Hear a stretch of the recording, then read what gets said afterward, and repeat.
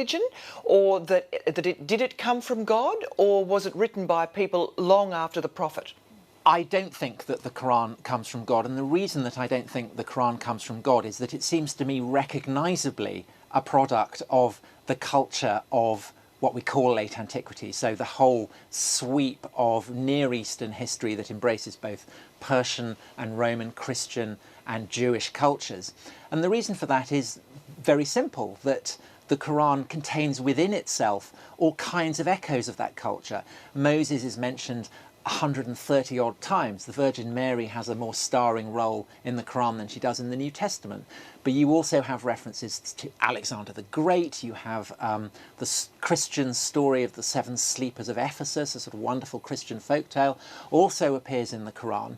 And yet the puzzle is, according to traditional Muslim narrative, Muhammad comes from a city, Mecca, that is pagan, that does not have large Jewish or Christian elements, that is buried within the desert, thousands of kilometres from the Roman frontier. And it seems to me that the reason why the origins of Islam is situated deep within the desert is precisely because it's important for Muslims, when they make the case for the Quran as coming from God, to demonstrate that it could not have come from human sources. And the reason why it's so urgent to do that is precisely because the human origins of it actually seem to me pretty clear.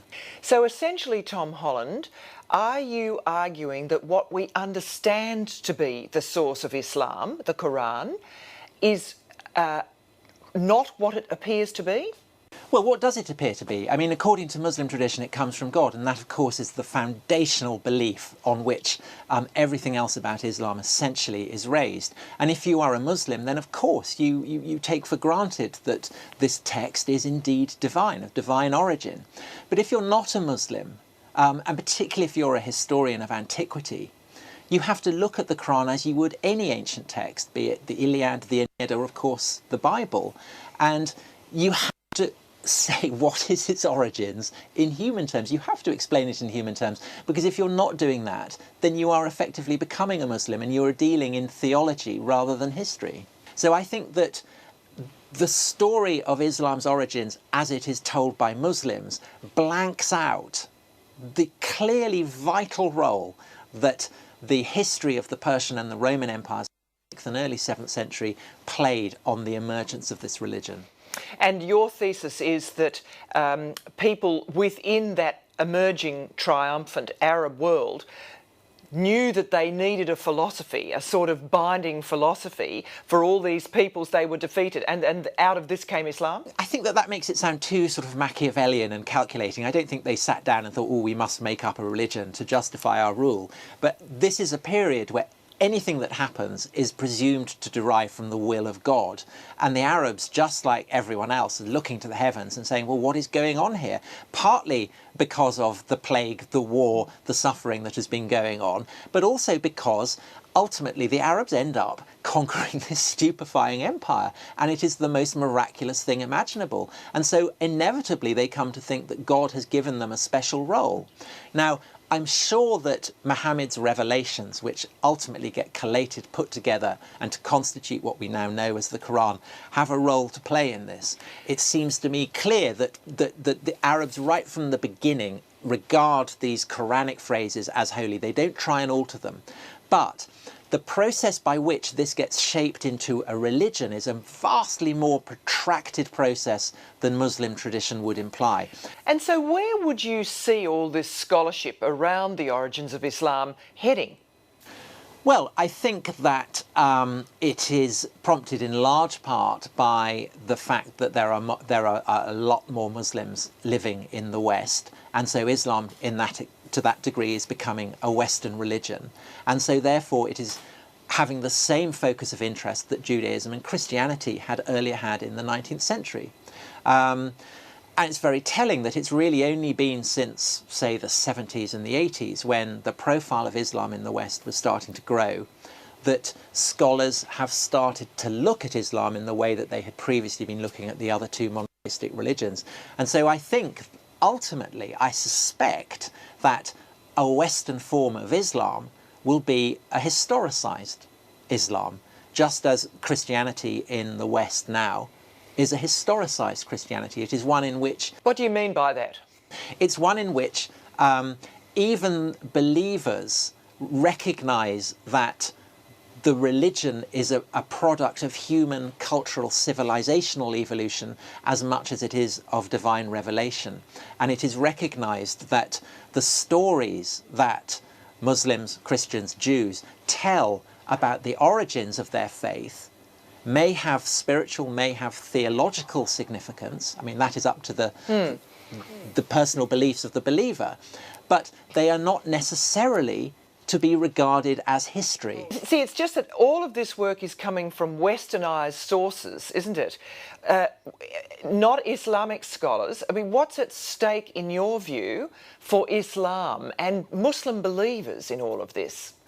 Well, I think there is a real problem here, because I think that this process of subjecting ancient texts, be they religious or not, to scholarly scrutiny, as we in the West would understand it, actually emerges from Christian discourse, because right from the beginning, the earliest days of the Church Fathers, they are looking at the fact that you have four Gospels, that you have an Old and a New Testament, that you have all these various books, sifting it, weighing it up, contextualizing it, trying to work out, you know, which aspects of the Bible are more important than the other.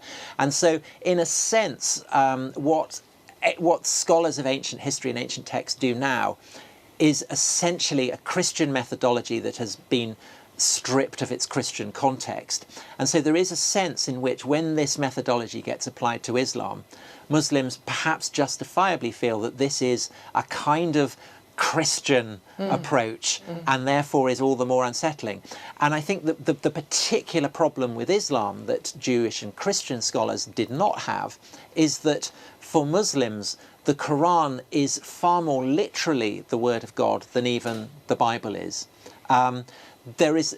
If you assume that the Quran is absolutely the word of God, then there is nothing within it that would lead you to question that proposition, because in a sense to question that proposition is to question the very basis of your faith. So I don't doubt that it is harder for Muslims to go through this process even than it was for Christians, say, in the 19th century. But at the same time, I think it's inevitable that it's going to happen.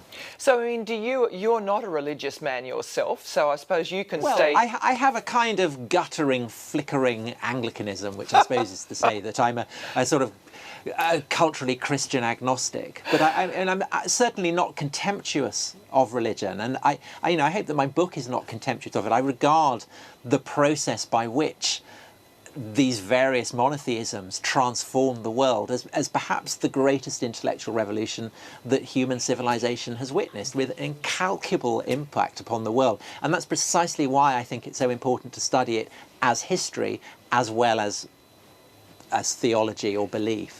But do you imagine that it will lead to some form of Reformation era or Enlightenment era for Islam? That's what some people are suggesting, just as occurred in Christianity.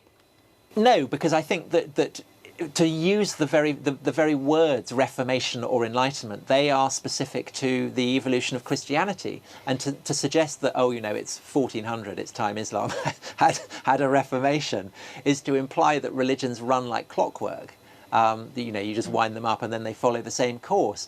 Religions, Christianity and Islam are both recognisably born out of the same milieu, the same cultural melting pot of late antiquity, but since then, since the doctrines and the fundamentals of the faith have clarified, they have then moved along very different lines, which is why, to repeat what I said earlier, historical methodology evolved out of Christian discourse in a way that it hasn't within Muslim discourse, because the attitude of Christians towards the Bible and of Muslims to the Quran is fundamentally different. And so I absolutely do not think that you can work out what will happen to Islam with reference to Christianity. And is it safe for you to be doing this work, this sort of work? Is it another form, as some people have suggested, of the satanic verses?